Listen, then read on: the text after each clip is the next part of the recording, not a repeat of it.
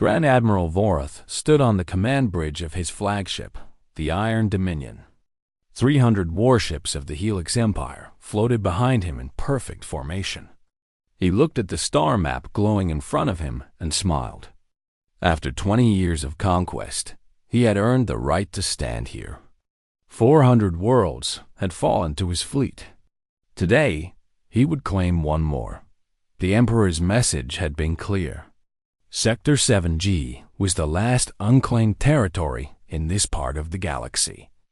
It contained a single solar system with 8 planets. Long-range scans showed one world capable of supporting life. A small blue planet, third from its yellow sun. The Helix Empire wanted it, and what the Empire wanted, Vorath delivered. There was only one small problem. The sector had been marked Prohibited on every star chart for over 12,000 years. No one knew why. No one remembered who had placed the warning there. The civilization that created those markers had been dead for millennia. Vorath did not believe in old warnings from dead species. "Admiral, we have reached the edge of the exclusion zone," his navigation officer announced. Vorath nodded. "Take us in."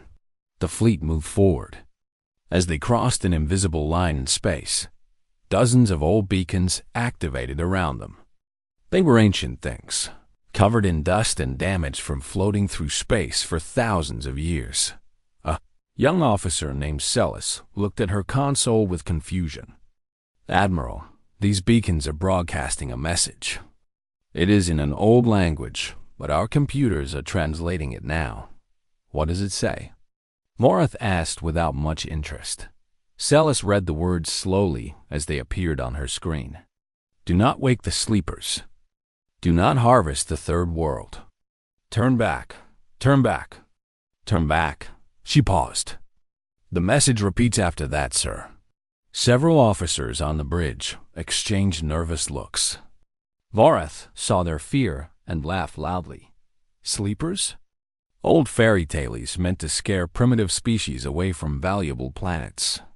He waved his hand dismissively. "Continue on course." The fleet moved deeper into the forbidden sector. More beacons activated, all repeating the same warning in 100 different languages. "Do not wake the sleepers. Turn back." An hour later, an old scholar named Tenek requested permission to come to the bridge. Vorath knew the historian. The Emperor kept scholars on every major vessel to record history as it happened. Tenek was old even by Helix standards. His gray skin had grown pale, and his 4 eyes had grown dim. But his mind remained sharp. "Grand Admiral," Tenek said with a small bow, "I must speak with you about this sector." Vorath sighed. "Let me guess. You want to tell me about the warnings." "I want to tell you about the records, Admiral. I have spent 60 years studying the Ancient Ones, the civilization that placed these beacons. They conquered half the galaxy. They had technology that we still cannot understand. And they were afraid of this sector." "They were afraid of everything," Vorath replied. "That is why they are dead, and we are alive." Tenek shook his head slowly. "The Ancient Ones left records. Most are damaged beyond reading, but some fragments survive. They speak of a species on the 3rd planet. A species so violent, so adaptable, that the Ancient Ones chose to seal the entire solar system rather than risk contact. And yet our scans show no advanced technology on that world," Vorath said. "I see primitive settlements, basic energy production, simple transportation systems. These creatures are thousands of years behind us." "The records say something else, Admiral. They say the danger is not in what these creatures have built. The danger is in what they are." Tenek's voice dropped low. "The Ancient Ones called them the Relentless Ones. They said these creatures do not know how to stop. They do not understand surrender. They fight until they win or until they die, and even death does not always stop them." Vorath put his hand on the old scholar's shoulder. "Tenek, I respect your knowledge, but I have conquered 400 worlds. I have faced warriors who breathed fire. I have fought beings of pure energy. I have destroyed civilizations that have been building weapons for 1,000,000 years. He squeezed gently. Whatever lives on that blue planet, my fleet can handle it. Tenek looked at the Admiral with something like sadness in his old eyes. The Ancient Ones thought the same thing, Admiral. And now they are gone. He turned and walked off the bridge without another word. Vorath watched him go, then turned back to the star map. The blue planet grew larger as his fleet approached. It looked peaceful, harmless. Clouds swirled across its surface in beautiful patterns. Oceans reflected the light of its sun. Such a pretty world, Vorath said softly. It will make a fine addition to the Empire. Far away, deep beneath the ocean on that blue planet, something stirred. In a bunker built into the rock at the bottom of the Pacific, ancient machines hummed to life for the first time in 12,000 years. Lights blinked on consoles that had been dark since before the pyramids were built. Screens glowed with symbols that human eyes had not seen in millennia.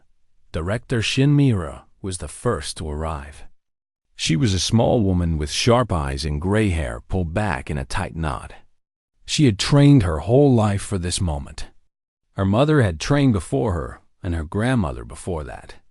50 generations of her family had kept watch, passing down the knowledge, waiting for the day the warnings would finally be ignored. She looked at the main screen. It showed 300 alien warships entering Earth's solar system. Captain Yoon Tae-seung ran into the command center moments later, still pulling on his uniform. Director, the orbital sensors are going crazy. We have contacts everywhere. I know, Mira said calmly. Wake the fleet. Tae-seung stared at her. The fleet? But Director, we have not activated those systems in 12,000 years, she finished for him. I know. The Ancient Ones gave us those ships for exactly this moment. When someone was foolish enough to ignore the warnings. She turned to face him. Send the message to all defense stations. Tell them the wait is over. Tae-seung saluted and rushed to his console. Director Shin Miura looked up at the ceiling, imagining the stars beyond. Somewhere up there, an alien admiral was approaching Earth. Thinking he had found an easy conquest, he was about to learn why the Ancient Ones had marked this sector forbiddance. He was about to meet humanity. Grand Admiral Vorath stared at the darkness spreading across his sensors. It moved like nothing he had ever seen. It did not fly through space. It swallowed space, replacing stars with emptiness wherever it passed. How large is it? He demanded. Navigator Celis shook her head helplessly. Our instruments cannot measure it, Admiral. It is not following the normal rules of physics. It exists and does not exist at the same time. In the underwater bunker, Dr. Park Hannah watched the same readings on her screens. She was Earth's leading expert on alien life, though until today, she had only studied the records left by the Ancient Ones. Now she would finally see the enemy. Her ancestors had spent 12,000 years preparing to fight. Director, she said to Shin Miura, the hollow is approaching faster than the old records predicted. It must have grown stronger since the Ancient Ones last faced it. Mimir nodded grimly. Then we adapt. That is what humans do. She opened a communication channel to Captain Yoon Tae-seung on the Eternal Guardian. Captain, begin moving all defense platforms to intercept formation, and open a channel to Admiral Vorath. It is time to share what we know. Minutes later, Vorath's holographic image appeared in the bunker. The alien admiral looked shaken for the first time.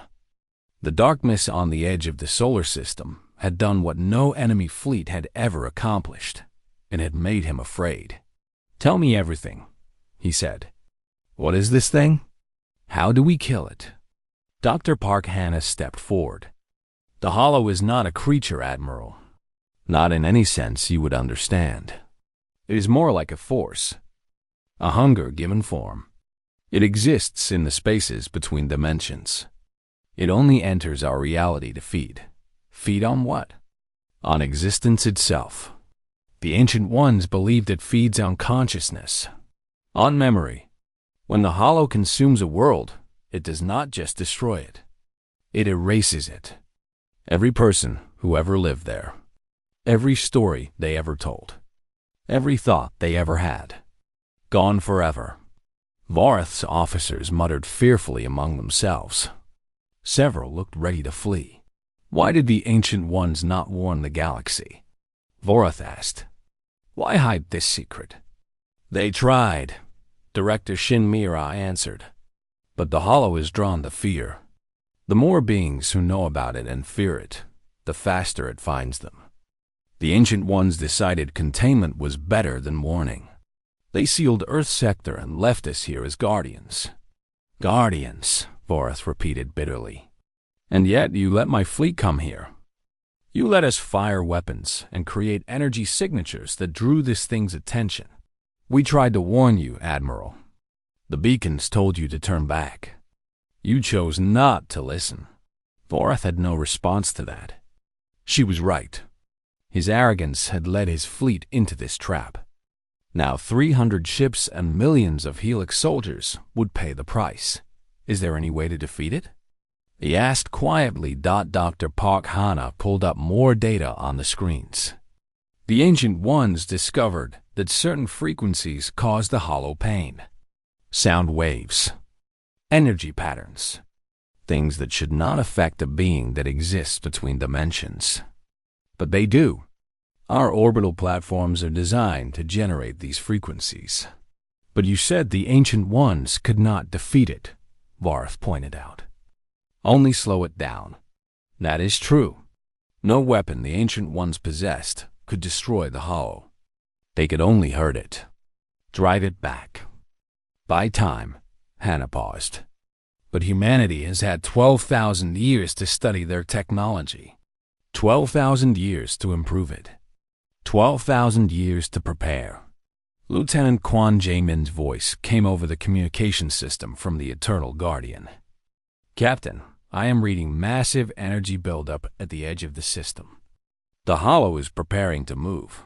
Captain Yun Tae-sung's calm voice responded. All ships, battle stations. Defense platforms, prepare to engage on my command. On the Helix flagship, Varth faced an impossible choice. He could order his fleet to retreat.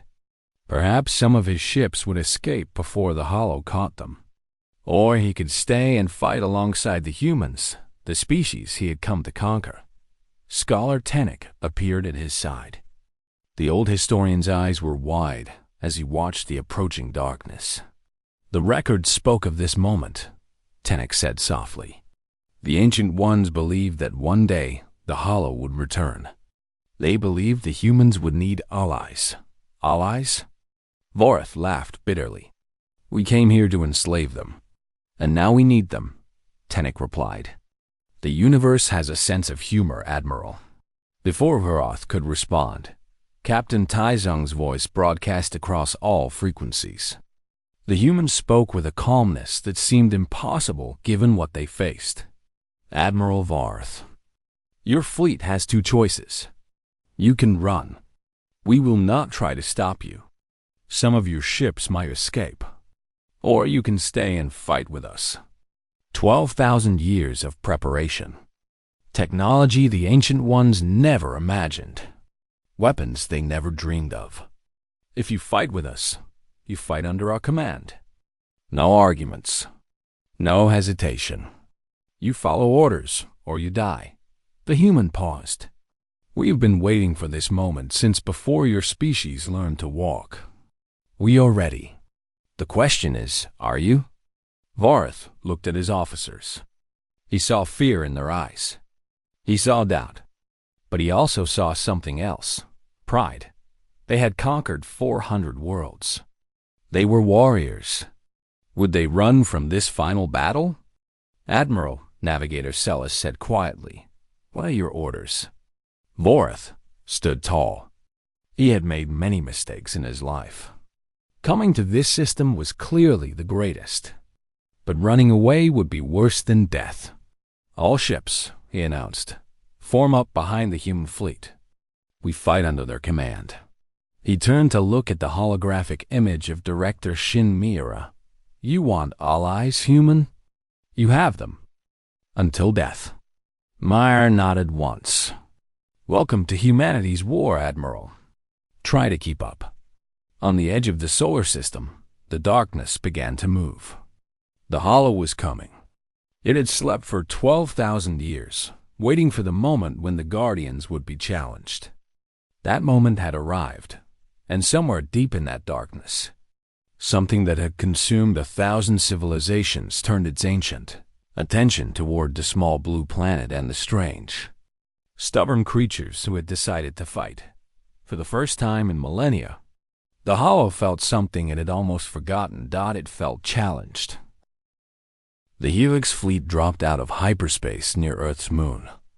Grand Admiral Vorath leaned forward in his command chair, eager to see the primitive world his emperor desired.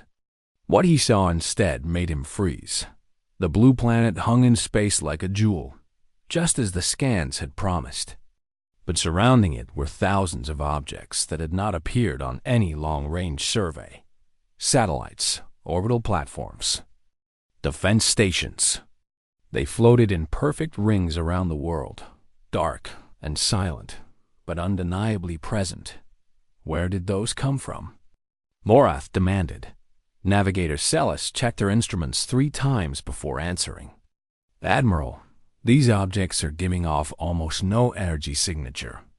They appear to be dormant, but their construction..." She paused, her voice shaking slightly. "Their construction matches the technology of the Ancient Ones." Vorath gripped the arms of his chair. "Impossible. The Ancient Ones died 12,000 years ago. The technology matches, Admiral. I am certain of it." Before Vorath could respond, every communication channel on every ship in his fleet activated at once. A voice spoke in perfect Helix language, clear and calm. "Attention, vessels of the Helix Empire. You have entered prohibited space. This sector is under the protection of Earth. You have 1 solar cycle to withdraw your fleet. This is your only warning." The message repeated in hundreds of other languages, including dialects of Helix that had not been spoken in 5,000 years. The voice was female, human, and completely unafraid. Varus officers looked at him with uncertainty. No primitive species had ever spoken to the Grand Admiral this way. No advanced species had either, not after seeing the size of his fleet. "Find the source of that transmission," Vorath ordered. "It is coming from the planet's surface, Admiral," an officer reported. "From a location deep underwater." Vorath stood up. He had not become Grand Admiral by accepting insults from lesser beings.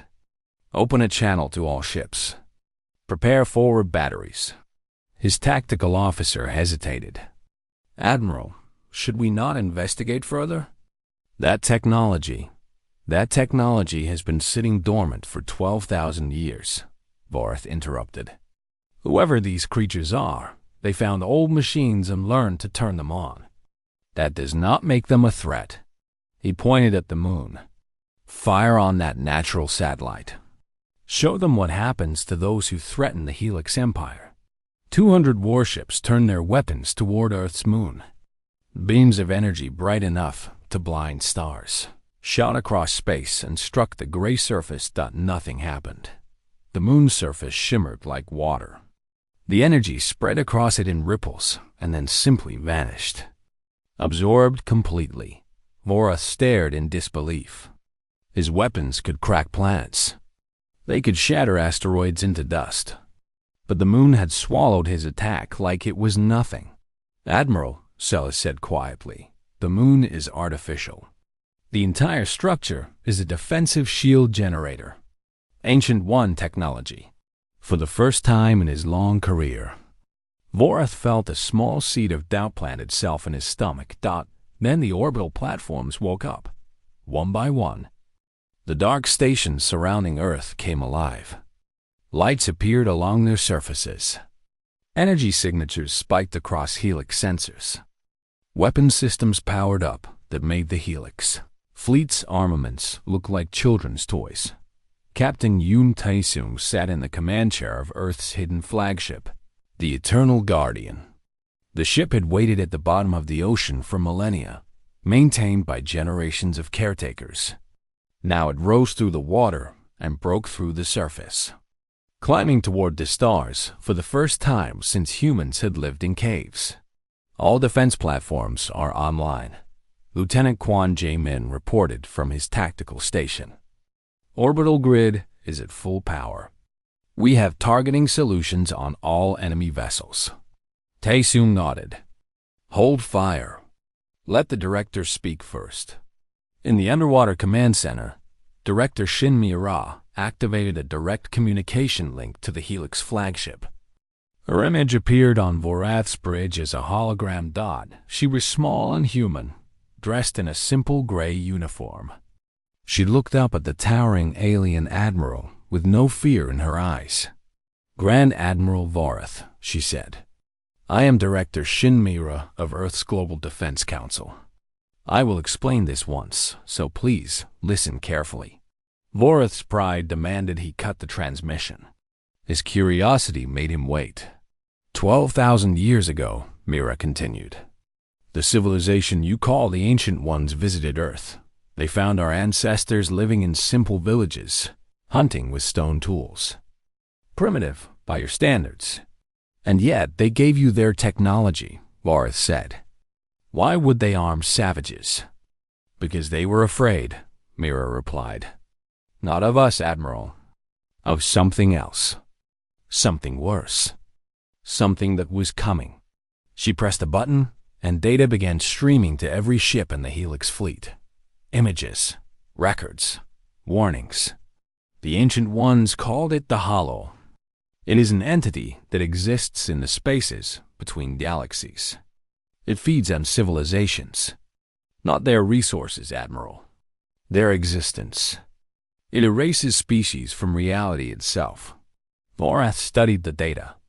The records were fragmented, but what they showed made his blood run cold. Entire star systems gone. Not destroyed, erased, as if they had never existed. The Ancient Ones could not defeat the Hollow, Mi-ra said. But they could slow it down.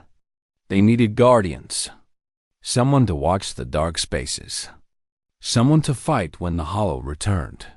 And they chose your species? Vorath asked with disbelief. Creatures who had barely discovered fire. They chose us because of what we are, Admiral. Not what we had built. Mi-ra smiled, but there was no warmth in it. The Ancient Ones studied many species. Most beings, when faced with impossible odds, will eventually surrender. They will accept defeat. They will stop fighting. She stepped closer to the holographic projector, her image growing larger on Vorath's bridge. Humans are different, Admiral. We do not stop. We do not surrender. We do not know how. It is not courage. It is not honor. It is simply what we are. The Ancient Ones called us the Relentless Ones. They gave us their technology and their knowledge because they needed beings who would still be fighting when the Hollow returned. Vorath wanted to argue. He wanted to dismiss this as primitive nonsense. But the data kept streaming across his screens. The technology surrounding Earth was real. The Ancient Ones had truly armed these creatures. We did not ask for this burden, Mi-ra said, but we accepted it. 12,000 years, Admiral. 50 generations of my family alone have kept watch, waiting, preparing. An alarm suddenly blared across the Helix flagship. Navigator Celis turned pale as she read her instruments. Admiral, she said, her voice barely a whisper. Something is approaching. From outside the galaxy. Something massive. Our sensors cannot even measure it properly. Mi-ra's expression did not change. Your fleet's energy signatures. Your weapons fire. You drew its attention, Admiral. The Hollow is coming. She looked directly into Varth's eyes. You wanted to conquer Earth. Now you get to help us defend it. Or you can run. She paused. But I should warn you, it is very fast, and it is very hungry. On the edge of the solar system, space itself began to darken. Something was coming. Something old. Something patient, and it had finally found what it was looking for. The Hollow entered the solar system like a wave of night swallowing the sea. Stars that had burned for billions of years disappeared from view as the entity passed in front of them. Space itself seemed to bend and twist, reality struggling to exist where the Hollow touched it. Grand Admiral Varth had never seen anything like it. In 20 years of conquest, he had faced every horror the galaxy could offer. But this was different. This was wrong in a way that made his mind hurt to look at it. All ships, hold formation. Captain Yoon Tae-sung's voice commanded across the fleet. Do not fire until I give the order.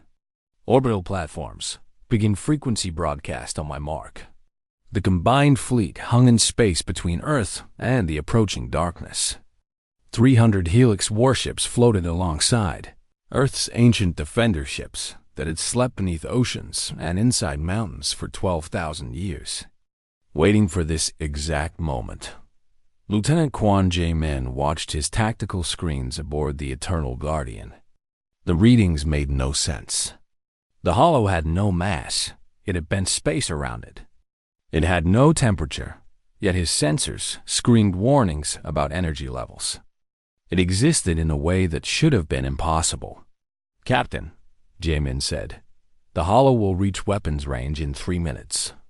Tae-sung nodded. Dr. Park, are the frequency generators ready? From the underwater bunker, Dr. Park Hana confirmed.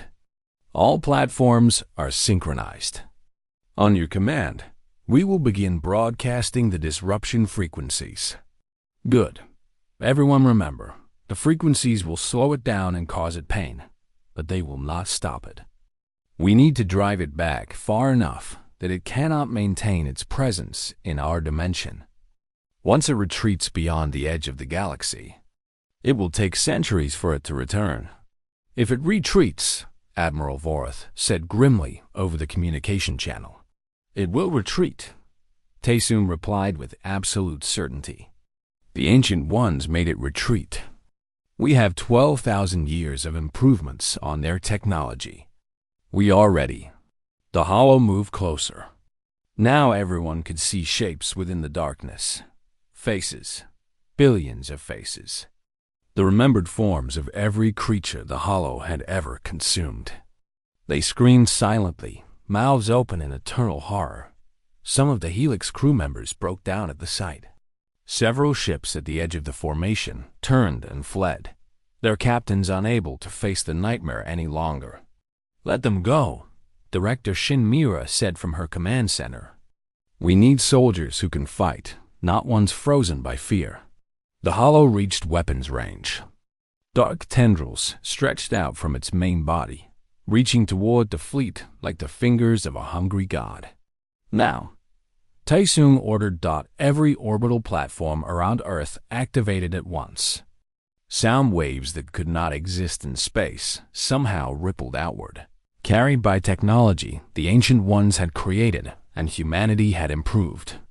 The frequencies struck the Hollow like physical blows. The entity stopped its advance. For one beautiful moment, it recoiled. The faces within its darkness twisted in what might have been pain. Then it screamed. The sound was not heard with ears. It was felt in minds. Every being in the fleet experienced it at once, a wave of pure hunger and rage that had been building for millions of years. Memories flashed through their consciousness. Civilizations they had never known. Worlds they had never seen.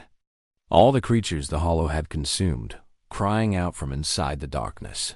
Varth fell to his knees, clutching his head. Officers on every ship collapsed or screamed.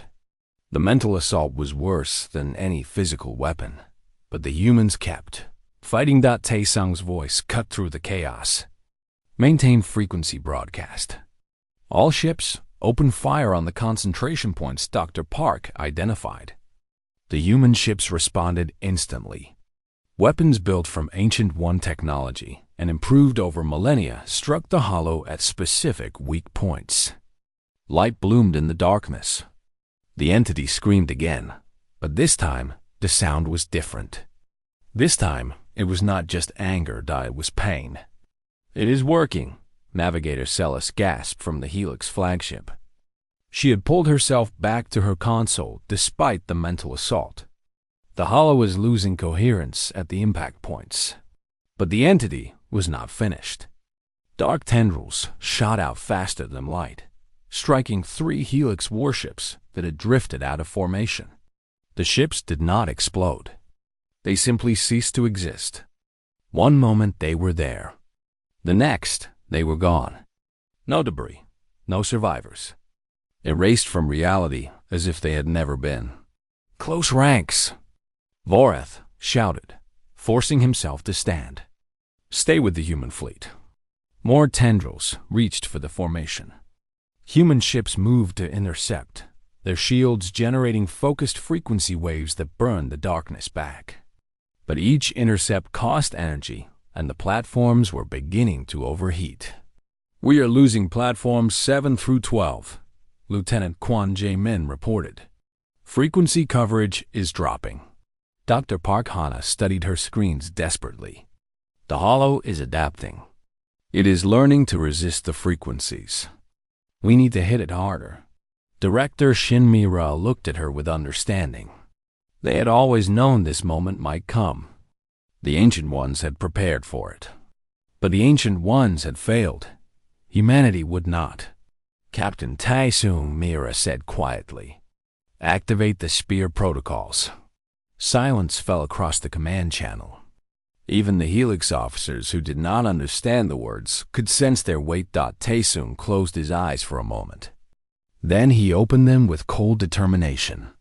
"Lieutenant Kwon, prepare all Spear-class fighters for immediate launch." "Sir." Jamin's voice was uncertain. "You heard me, Lieutenant. This is what they were built for. This is what we trained for." Aboard the Eternal Guardian, bay doors opened to reveal hundreds of small, fast fighters. Each one was piloted by a single human. Each one carried a weapon that the Ancient Ones had considered too dangerous to ever use. A dimensional disruptor that could tear holes in reality itself. The weapons were powerful enough to hurt the hollow. But they had one critical flaw. The blast radius was larger than the fighter could escape. Every pilot who activated their weapon would die. The Ancient Ones had built the weapons, but never the pilots. No species they knew would fly a suicide mission. They would build drones or robots to do the work. Humans were different. Lieutenant Kwon Jae-min looked at his captain. "Request permission to lead the spear assault, sir." Taesung wanted to say no. Jae-min was like a brother to him. They had trained together since they were children. But he was also the best pilot they had. "Permission granted," Taesung said, each word heavy as stone. Jae-min smiled. 12,000 years of preparation. Every human who ever lived contributed to this moment. He saluted. "We do not waste it." 300 spear fighters launched from Earth's defense fleet. They dove straight into the darkness of the hollow, their dimensional disruptors charging as they flew. Admiral Vorath watched in disbelief. "They are flying to their deaths, willingly." "Yes," Director Shin Mira replied. "That is what the Ancient Ones never understood about us. We do not just refuse to surrender. We are willing to sacrifice everything for those we protect." Inside the hollow, the faces of consumed civilizations watched as small lights approached. The entity reached for them with dark tendrils, but the fighters were too fast, too skilled. They wove through the darkness like dancers. Lieutenant Kwon Jae-min was the first to reach his target point. He looked at the billion screaming faces around him, all the civilizations that had fallen to this nightmare. All the futures that would never exist. This is for everyone who ever lived, he said softly. And everyone who ever will. He activated his disruptor. Light exploded in the heart of darkness. Reality itself tore open. The hollow screamed not in minds this time, but in actual sound that somehow traveled through the vacuum of space. One by one, the other pilots reached their targets. One by one, they made their choice. 300 lights bloomed in the darkness. 300 humans gave their lives. And the hollow, for the first time in its eternal existence, began to retreat. The hollow fled, for the first time in its million-year existence. The entity that had consumed 1,000 civilizations turned and ran. The dimensional tears created by the spear pilots had wounded it deeply. Reality itself had become a weapon against it, and the pain was more than it could bear.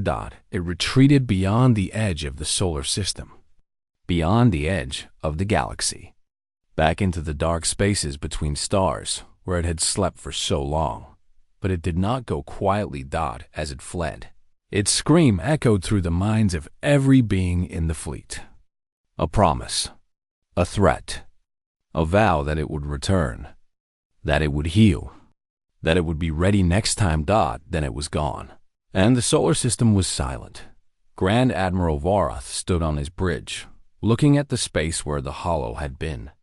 His sensors showed only stars, now stars that had been swallowed by darkness moments ago, but now burned peacefully again. "Report," he said, his voice hoarse. Navigator Celis checked her instruments with shaking hands. "The hollow has retreated beyond sensor range. It is moving away from the galaxy at incredible speed." She paused. "We won, Admiral." But Vorath knew better. He had seen the cost of this victory. The Helix fleet had lost 112 ships, erased from existence as if they had never been built. Millions of his soldiers, gone forever. Not killed, erased.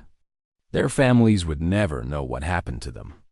Their names would slowly fade from memory, because the hollow did not just destroy bodies. It destroyed the very fact that someone had existed. And the humans had lost even more. Earth's orbital defense grid was shattered. Platforms that had protected the planet for 12,000 years now floated as debris. The dimensional disruptors had torn holes in several of the Ancient One machines, destroying them completely. Worst of all, 300 pilots had given their lives. 300 humans who had flown into certain death because it was the only way to hurt the enemy. Captain Yoon Tae-seung's face appeared on Vorath's screen. The human looked older than he had before the battle. His eyes carried a weight that had not been there hours ago. "Admiral Vorath," Tae-seung said quietly, "the battle is over. What are your intentions?" It was a fair question.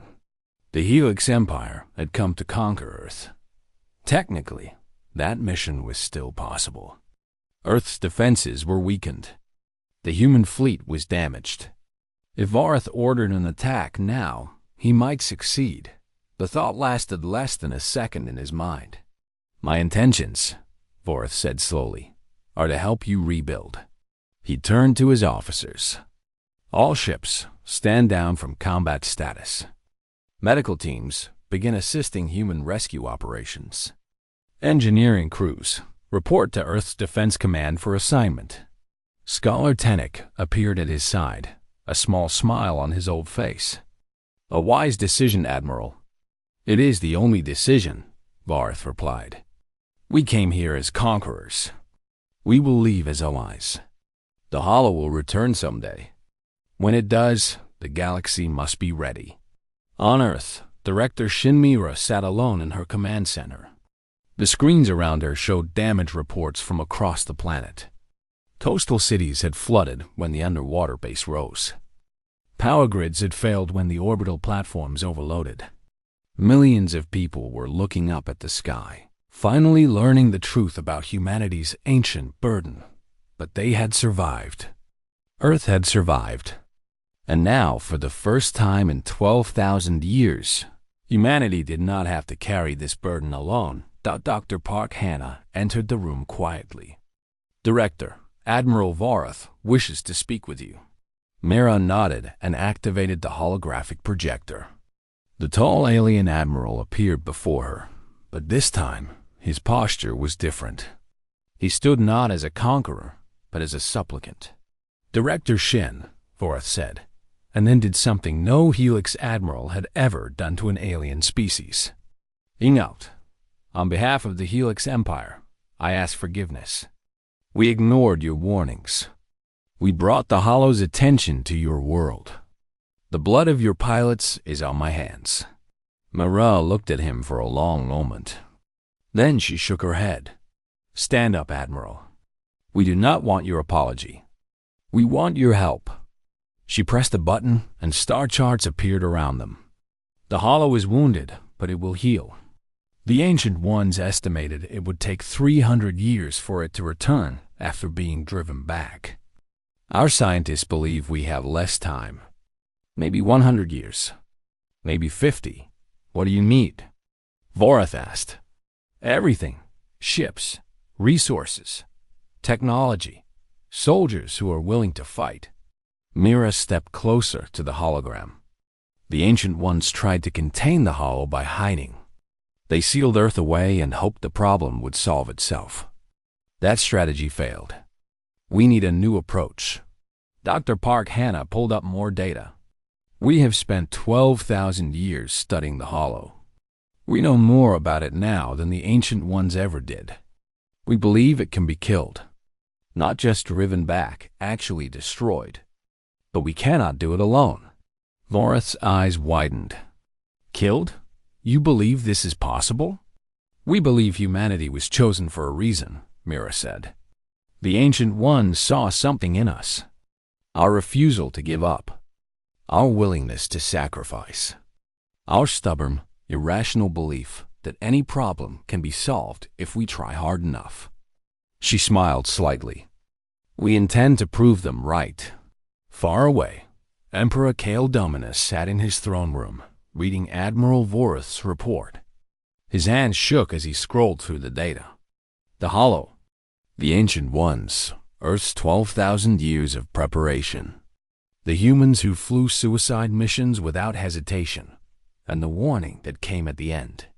The Hollow will return, Vorath had written. When it does, it will not just target Earth. It will target every civilization that dared to stand against it, including the Helix Empire. Our only hope is alliance. We must stand with the humans, or we will fall alone. The Emperor set down the report.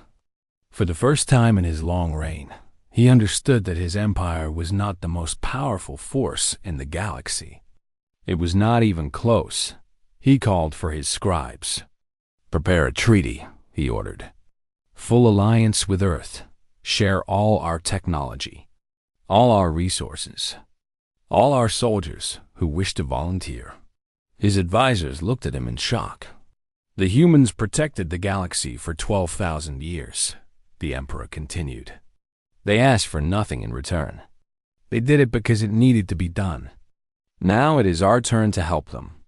Back on Earth, Captain Yoon Tae-sung stood before a memorial wall. The names of every pilot who had flown the Spear mission were carved into black stone. 300 names. 300 heroes. At the very top of the list, carved in slightly larger letters, was one name. Kwan J-Min. Tae-sung reached out and touched the letters. We did it, brother. We drove it back. Just like you said we would. He stood there for a long time, remembering the boy who had trained beside him. The young man who had become his best friend. The hero who had led the assault that wounded a god. We will be ready next time, Tae-sung whispered. That is what we do. We prepare. We protect. We endure. He saluted the wall, then turned and walked back to his ship. There was work to do. Defenses to rebuild. New alliances to forge. A galaxy to unite against the darkness. And somewhere in the void between galaxies, the Hollow nursed its wounds and plotted its revenge. It remembered now. It remembered the small creatures on the small blue planet. The ones who had heard it thought it would return. Stronger, smarter, angrier. But humanity would be waiting. They had been waiting for 12,000 years. They could wait a little longer. That was what humans did. They endured.